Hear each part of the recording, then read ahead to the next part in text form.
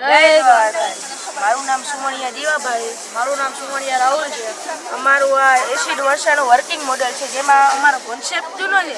અત્યારે જે પરિસ્થિતિ પ્રમાણે અમે આ મોડેલ લઈને આવ્યા છીએ, જેમાં આપણે જોઈ શકીએ છીએ કે આ વાહનોમાં નીકળતો નાઇટ્રોજન ડાયોક્સાઇડ છે, કારખાના ફેક્ટરી છે, એમાંથી નીકળતો સલ્ફર ડાયોક્સાઇડ છે, એ બધા ખતરનાક વાયુ છે, જે આ વાદળમાં રહેલા પાણી સાથે રાસાયણિક પ્રક્રિયા કરી અને સલ્ફ્યુરિક એસિડ, નાઇટ્રિક એસિડ જેવા એસિડ બનાવે છે, અને જેને અનુકૂળ પરિસ્થિતિ અનુકૂળ તાપમાન હોય ત્યારે તે જમીન ઉપર એસિડ વર્ષા સ્વરૂપે વરસે.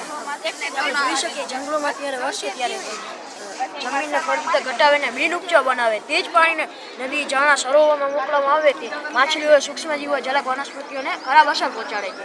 તે જ પાણીને મનુષ્ય તથા પ્રાણીઓ પીવે અને નિવસનને ખરાબ અસર પહોંચે છે. તેને અટકાવવાના ઉપાયો જોવા જઈએ આપણે તો પેટ્રોલ તથા ડીઝલના બદલે સીએનજી વાહનનો ઉપયોગ કરવો જોઈએ. મોટા મોટા ઉદ્યોગોમાં હાલમાં ફિલ્ટર આવી ચૂક્યા છે. અમુક જ ઉદ્યોગોમાં આવા ફિલ્ટરો હોય છે.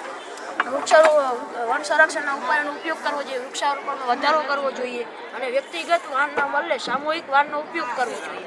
અને અત્યારે આપણે જોઈ શકીએ છીએ કે છેલ્લા 2-3 વર્ષોમાં જાપાન, ચીન જેવા દેશોમાં છે ને વરસાદની પીએચ 4.3, 4.7 જેવી પીએચ છે, અને યુરોપ જેવા દેશોમાં 70% એસિડ વર્ષા ઉપર નિયંત્રણ લાવી શકીએ છીએ.